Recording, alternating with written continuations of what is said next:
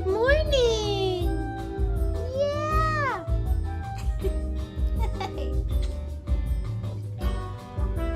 Woo! Good morning, everyone. Welcome on in to my basement. Welcome to my basement. We are working today. It's bring your chat to work day and bring your cat to work day. Bring your chat, bring your cat, bring everyone to work day. She's being a big ol' sweetie. Yeah. We'll hold all introductions until after Menchie gets what she wants. Oh, baby. You know what it is? She hears the song, and I think like these songs are a trigger for her. Like she knows it's gonna be a good, relaxing time. She knows it's like simply Malogical or it's Saturday morning, and she's purring so much right now. But she heard me play this music loudly because I have to play it out in the room because I only have like one mic for this setup. So she came immediately when she heard the music playing from upstairs. And now she's purring. Hey, baby. Little baby. Yes. Yes. I know. There's cat hair on set. Cat hair is flying on set. There will be cat hair in my pictures. Just saying. If I don't feel like photoshopping them all out, there will be mentions. All right. Welcome on in, everyone. Today is Simply Saturday, and we are doing swatches. Because I am swatching for the next HOLO THERE collection, which is the 4th anniversary collection. What? We are 4 years old. We are older than Menchie. No, younger than Menchie. What am I saying? Menchie's way older than HOLO THERE, actually, now that I think about it. Menchie's 10, and HOLO THERE is only 4. So my youngest baby is HOLO THERE, not Menchie. Okay, can I put you in a bed or something, or you just want to sit here? She's just purring. Thank you, Black Cat, for the super chat. Have to compliment you on how colorful you're looking today. Thank you. Yeah. I mean, actually, this shirt is navy blue. This is gray, and my pants are black. But that's fine if your screen is broken. Disclaimer, if your TV, your phone, or your computer is showing black and white, I advise you to call your internet provider, TV provider, and ask them why the colors are broken. Just say, oh no, my screen is broken. It's 1957 and I can't see color. Yeah, that's on you. I can't be your IT support, so what can I do? Don't call Susan for help either. She's on the beach. Okay, girly, what are you doing?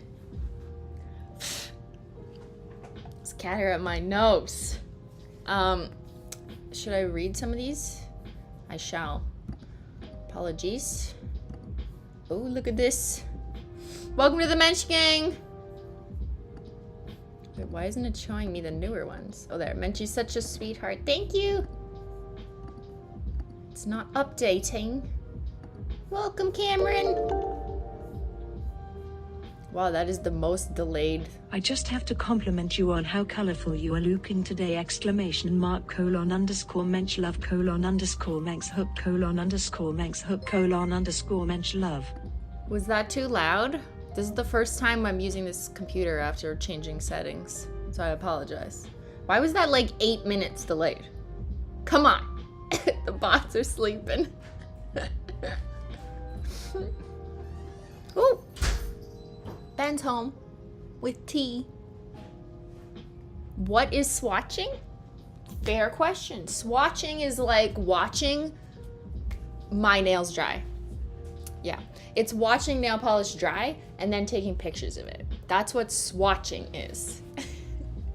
Beyyyn with the tea. Woo-hoo! I'm banned from the coffee shop.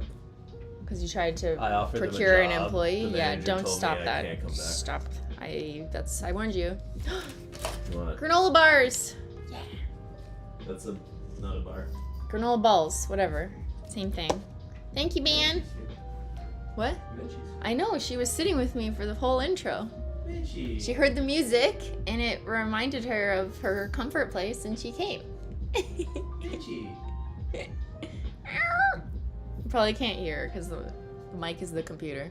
Howdy, simply have a good day. Did Ben listen to Speak Now television? Taylor's version. Oh, it's TV. Nobody likes that album. They're just excited that Speak she's Now? re-releasing it. I don't remember. I do not recall what is on that album. Thank you for 8 months. You don't recall? You never knew? Speak now? Speak never. I don't know. Don't speak. You know just what I'm saying. So please stop explaining. Don't tell me 'cause it hurts. Whoa. That's my version of Don't Speak. I mean, it's not mine. It's Gwen Stefani's legend, icon. But, you know. It's my era of speaks. Don't speak. That's where I grew up, in the Don't Speak, actually, and make a song about it. Thank you, Angie, for the gifted Memby. Woo, the tea is hot, but it's good because we got a lot of work to do today. Okay, whew, everyone, let me know if you are working too. Actually, here, I'll just do a poll. I'm gonna make you work and answer a survey. Ready? Are you working? You can work from home. Whoa, whoa. That's not my era. So by working, I mean whatever it is you define as work. Maybe you're doing homework, maybe you're doing case studies, or vacuuming, or cleaning, or painting your nails. Sure, that can count. Sure, it's fun work, I guess. Maybe you're just cleaning the litter for your cats for 3 hours straight. If you're not working, what are you doing? Like, just sitting down and watching this and doing nothing else at the same time? How do you do that? What? Please help the rest of us. What does that mean? I'm counting painting your nails as working. I don't know, because it's just like doing something that you wanted to do anyways. So I'm being more vague and open with the category of work. I don't mean like necessarily, you know, punching into a job work, but just like, hey, this is something I've wanted to do, so I'm doing it. Like, you don't get paid to clean your own house, but you know what I mean? I'm still counting it in that category. So 64% aren't doing like anything. They're just sitting here watching me work. They're just existing. Okay. Or is existing working? It's a philosophical question. Too early on a Saturday morning. It's 11:12 a.m. Where are your cats? Currently giving my kitty cuddles. Very important amateur nail art. At the uni library, preparing for my exam. That is working. That's work. That's like working. Currently painting my nails at late checkout. Also need to explain the plot of 12 minutes. Yeah. Currently painting Can't be my explained. nails with late checkout, smiley face. Also, I tried to explain the plot of 12 minutes to my girlfriend and she was so confused, lol. Same. Thank you, Angie's. Painting your nails with cold slate and freezer burnt. Oh, that is an iconic combo. I gotta get started, so I'll explain as I go. Let me just end the polls.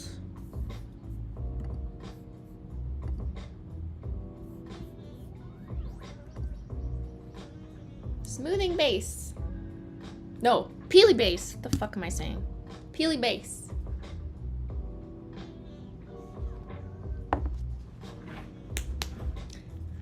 Peely base first because I like to peel off my nails. Oh, my nails are short. Okay, I'll show you in a sec. Let me put on peely base. I know, I haven't revealed my short nails to the world yet. You live here, first to see. Thank you, am not a raccoon crocheting. That's fun. Thank you, Katrin. Green Manny ideas. Paint plants with green taffy.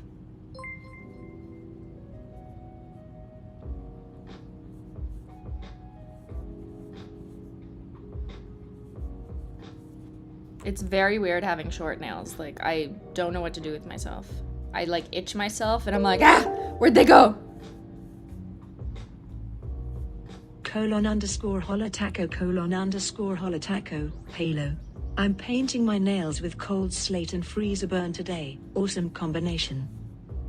I just love the British woman. I'm crocheting a blanket in peacock colors. Maybe I'll just let the TTS read it out to me so I don't have to read it. I love her voice. Wait, could you hear that? Is that okay, but not too loud, you know? Colin _ Holo Taco. It's Holo Taco. I think if it's super chats at $4.99 and above, it'll read it. Is that what it is? Or is it $5 and above and that's why it's not reading it? I don't even know. I don't remember. It's a little too loud. I think it's not loud in my settings. It's way down. But it's the mic that you hear me talk from is picking up from because it's playing on the speakers of the same computer that the mic feed is. You know what I mean? So I don't know how to even stop it.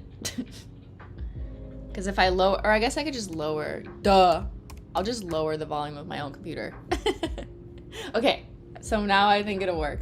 I think, yeah, it just reads $5 US and above, I think is the settings. Otherwise it would read too much. And it's delayed, yeah. I passed my driving test. Woo, congrats! Now you can go wild on the road. Just kidding. Be safe. Nub Club represent. Woo. Okay. Look at my nails. Guys, I have short nails. What the heck? Who is she?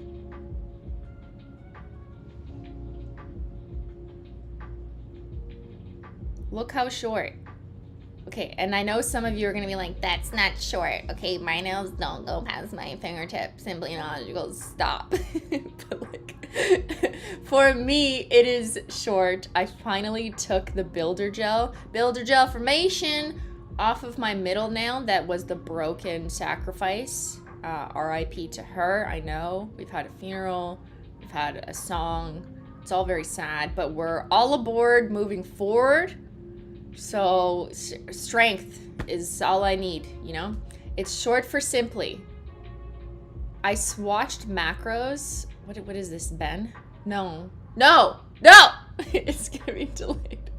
Prepare yourselves. No. What is the British lady gonna say?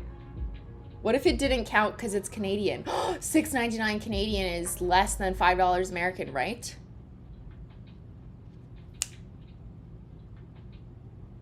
It's not gonna read it. Your money is garbage, Canada. I don't think he's gonna read it. Woo, thank God, got him. Ben, you have to super chat $20. Try again.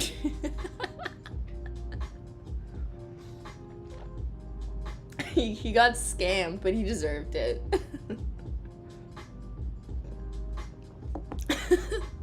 I don't make the rules. Okay, anyways. I took it off, but I was too shy to show and explain on Snapchat, so I didn't do it yet. I thought I'd talk about it first on my stream. Oh shit, it worked. I'm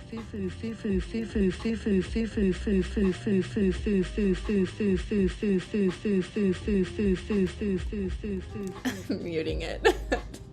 It worked, but it was so slow. Why is it so slow? It took like 7 minutes. Foo. You want to see the Foo Fighters? Just tell us.